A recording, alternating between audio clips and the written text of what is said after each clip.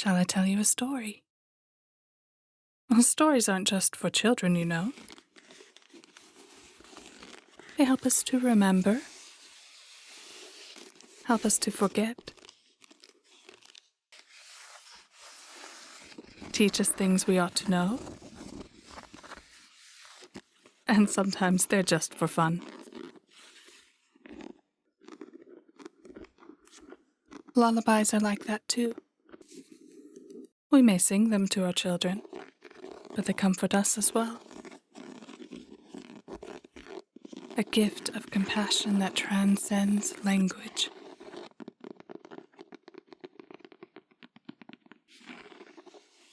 Story and song. Little ways to share memories and express love. Sweet little spaces for us to curl up into and be taken care of for a while. So maybe it's your turn now. To snuggle into a safe, cozy place. Sip a nice, warm drink. Maybe enjoy a little snack. And listen to an old tale on a frosty blue evening.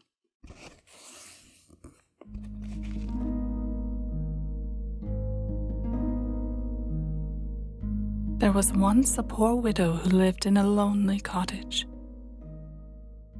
In front of the cottage was a garden wherein stood 2 rose trees, one of which bore white and the other red roses. She had 2 children who were like the 2 rose trees, and one was called Snow White and the other Rose Red. They were as good and happy, as busy and cheerful as ever 2 children in the world were. Only Snow White was more quiet and gentle than Rose Red. Rose Red liked better to run about in the meadow and fields, seeking flowers and catching butterflies.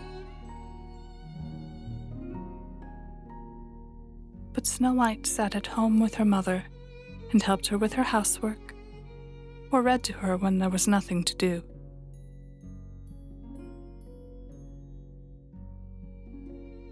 The 2 children were so fond of one another that they always held each other by the hand when they went out together. And when Snow White said, "We will not leave each other," Rose Red answered, "Never, so long as we live."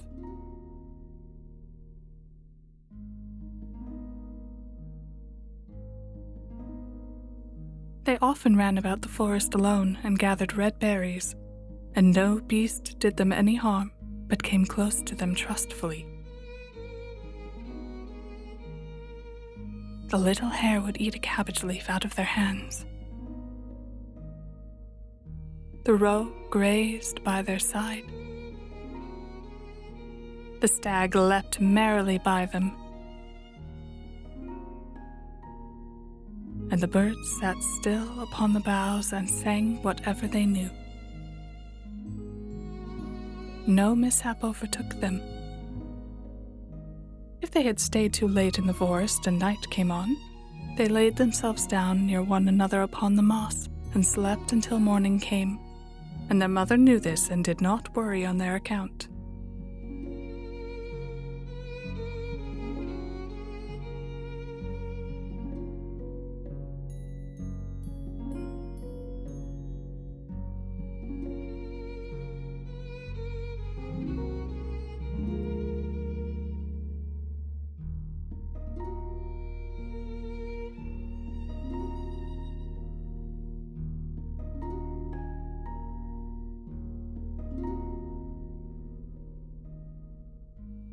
Once, when they had spent the night in the wood and dawn had roused them, they saw a beautiful child in a shining white dress sitting near their bed. He got up and looked quite kindly at them, but said nothing and went into the forest. And when they looked round, they found that they had been sleeping quite close to a precipice, and would certainly have fallen into it in the darkness if they had gone only a few paces further. And their mother told them that it must have been the angel who watches over good children.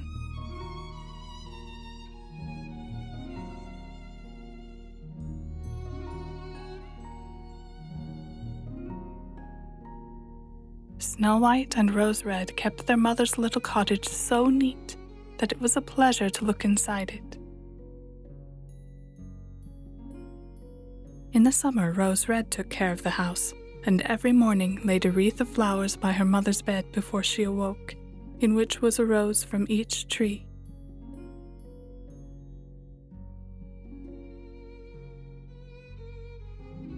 In the winter, Snow White lit the fire and hung the kettle on the hob. The kettle was of brass and shone like gold, so brightly was it polished.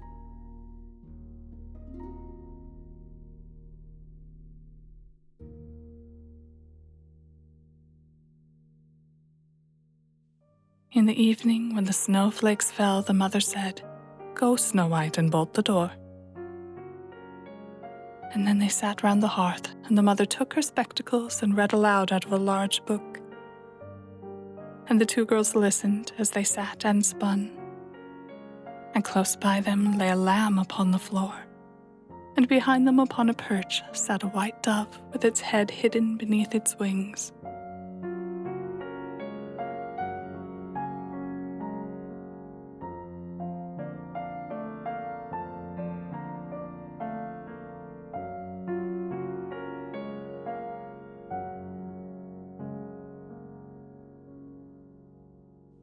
One evening, as they were thus sitting comfortably together, someone knocked at the door as if he wished to be let in. The mother said, "Quick, Rose Red, open the door. It must be a traveler who is seeking shelter."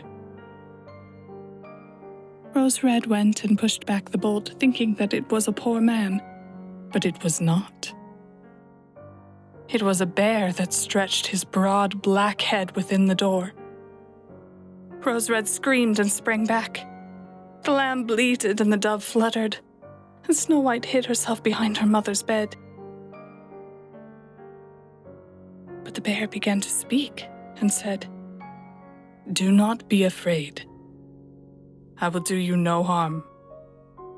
I am half frozen and only want to warm myself a little beside you."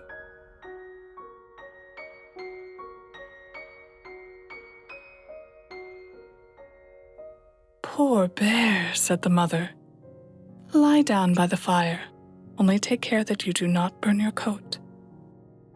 Then she cried, "Snow White, Rose Red, come out. The bear will do you no harm, he means well." So they both came out, and by the lamb and dove came nearer, and were not afraid of him. The bear said, "Here, children, knock the snow out of my coat a little." So they brought the broom and swept the bear's hide clean, and he stretched himself by the fire and growled contentedly and comfortably.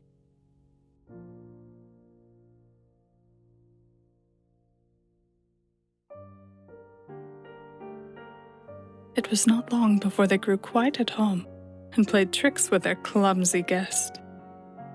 They tugged his hair with their hands, put their feet upon his back and rolled him about. Or they took a hazel switch and beat him, and when he growled, they laughed.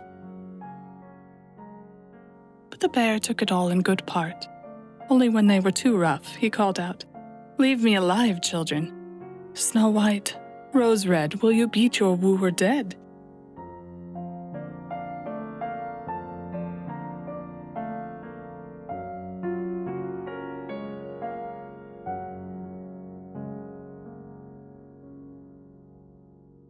When it was bedtime and the others went to bed, the mother said to the bear, "You can lie here by the hearth, and then you will be safe from the cold and the bad weather." As soon as the day dawned, the two children let him out, and he trotted across the snow into the forest.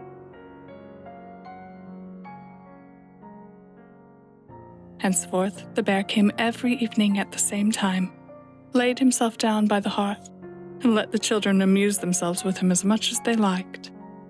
And they got so used to him that the doors were never fastened until their friend had arrived.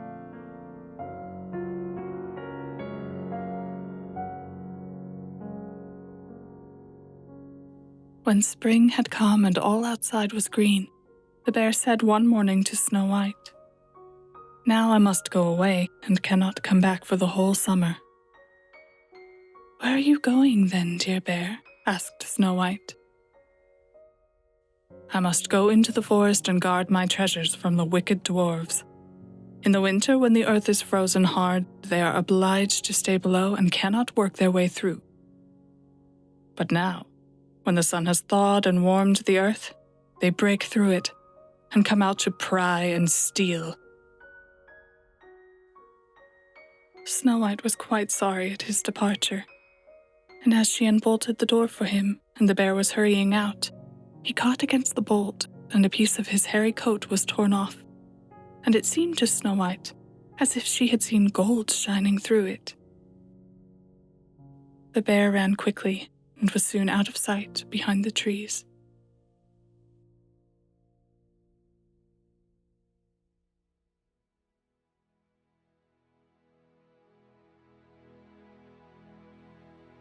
A short time afterwards, the mother sent her children into the forest to get firewood. There they found a big tree which lay felled on the ground, and close by the trunk, something was jumping backwards and forwards in the grass, but they could not make out what it was. When they came nearer, they saw a dwarf with an old withered face and a snow-white beard a yard long. The end of the beard was caught in a crevice of the tree, and the little fellow was jumping about like a dog tied to a rope, and did not know what to do. He glared at the girls with his fiery red eyes and cried, "Why do you stand there? Can you not come here and help me?" "What are you up to, little man?"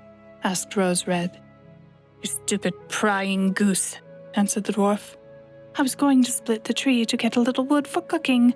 The little bit of food that we people get is immediately burnt up with heavy logs. We do not swallow so much as you coarse, greedy folk." I had just driven the wedge safely in and everything was going as I wished, but the cursed wedge was too smooth and suddenly sprang out, and the tree closed so quickly that I could not pull my beautiful white beard out. So now it is tight and I cannot get away, and the silly things laugh. How odious you are."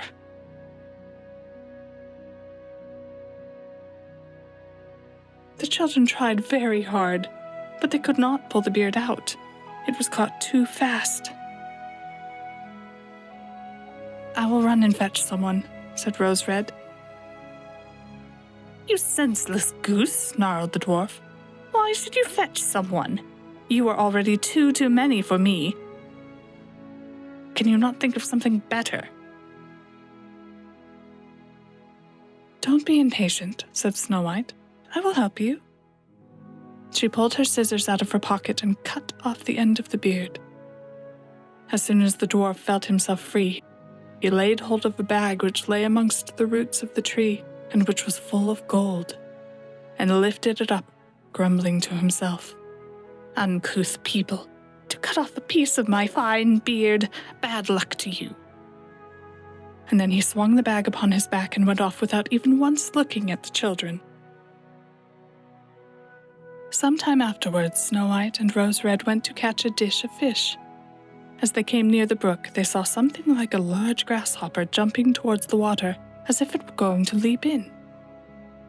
They ran to it and found it was the dwarf.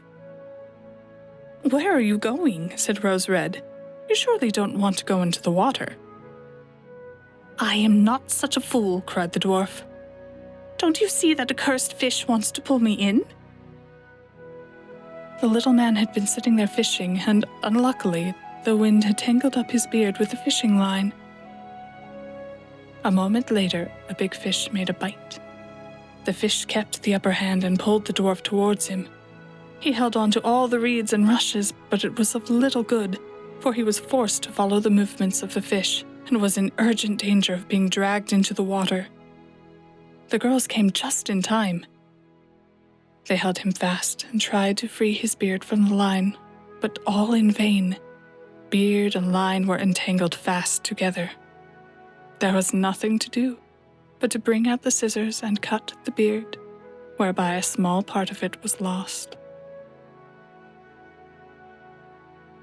When the dwarf saw that, he screamed out, "Is that civil, you toadstool, to disfigure a man's face? Was it not enough to clip off the end of my beard? Now you've cut off the best part of it. I cannot let myself be seen by my people. I wish you had been made to run the soles off your shoes." Then he took a sack of pearls which lay in the rushes, and without another word he dragged it away and disappeared behind a stone.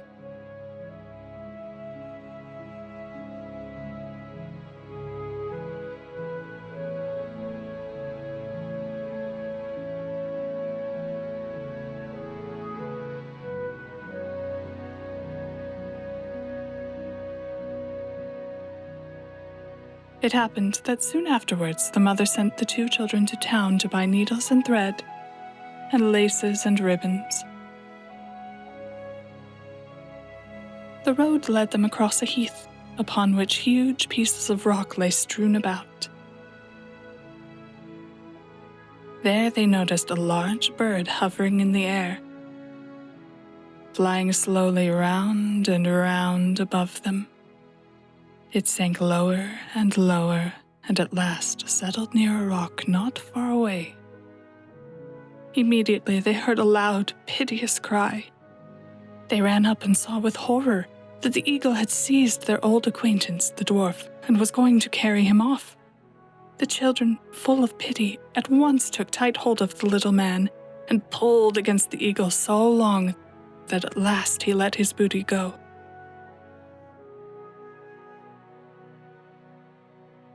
As soon as the dwarf had recovered from his first fright, he cried with his shrill voice, "Could you not have done it more carefully?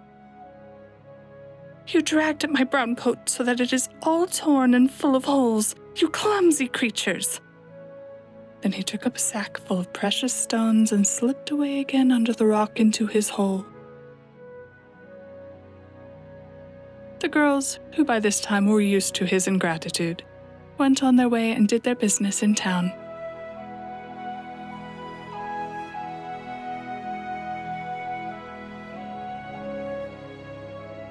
As they crossed the heath again on their way home, they surprised the dwarf, who had emptied out his bag of precious stones in a clean spot, and had not thought that anyone would come there so late. The evening sun shone upon the brilliant stones that glittered and sparkled with all colors so beautifully that the children stood still and stared at them. "Why do you stand gaping there?" cried the dwarf, and his ashen-gray face became copper-red with rage. He was still cursing when a loud growling was heard, and a black bear came trotting towards them out of the forest. The dwarf sprang up in a fright, but he could not reach his cave, for the bear was already close. Then, in the dread of his heart, he cried, "Dear Mr. Bear, spare me. I will give you all my treasures. Look, the beautiful jewels lying there. Grant me my life." "What do you want with such a slender little fellow as I? You would not feel me between your teeth. Come, take these two wicked girls. They are tender morsels for you, fat as young quails. For mercy's sake, eat them." The bear took no heed of his words, but gave the wicked creature a single blow with his paw, and he did not move again.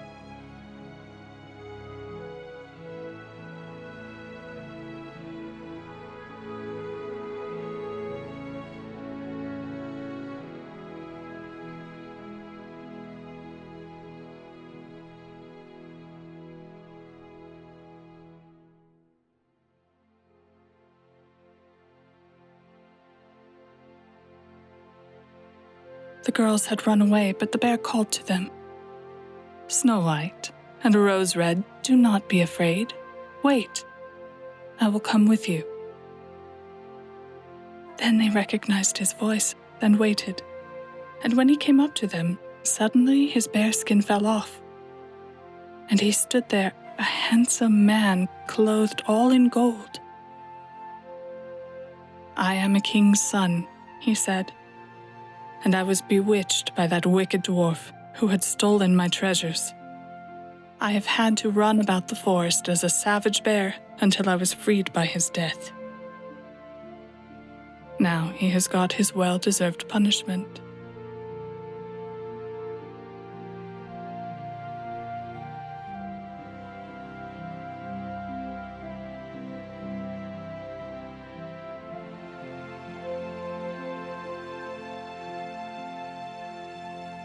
Snow White was married to him and Rose Red to his brother,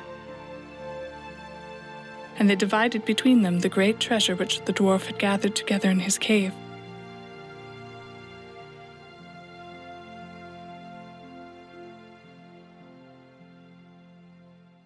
The old mother lived peacefully and happily with her children for many years.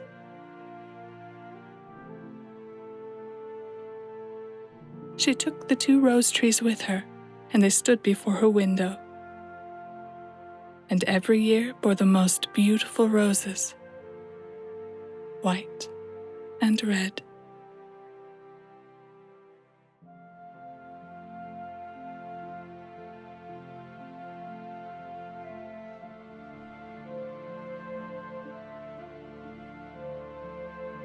And now, my friend, it is time for you to find some rest. Close your eyes. Take a breath.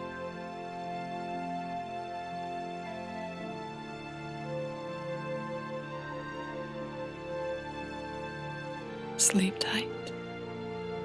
Dream deep. And may the world be better when you wake.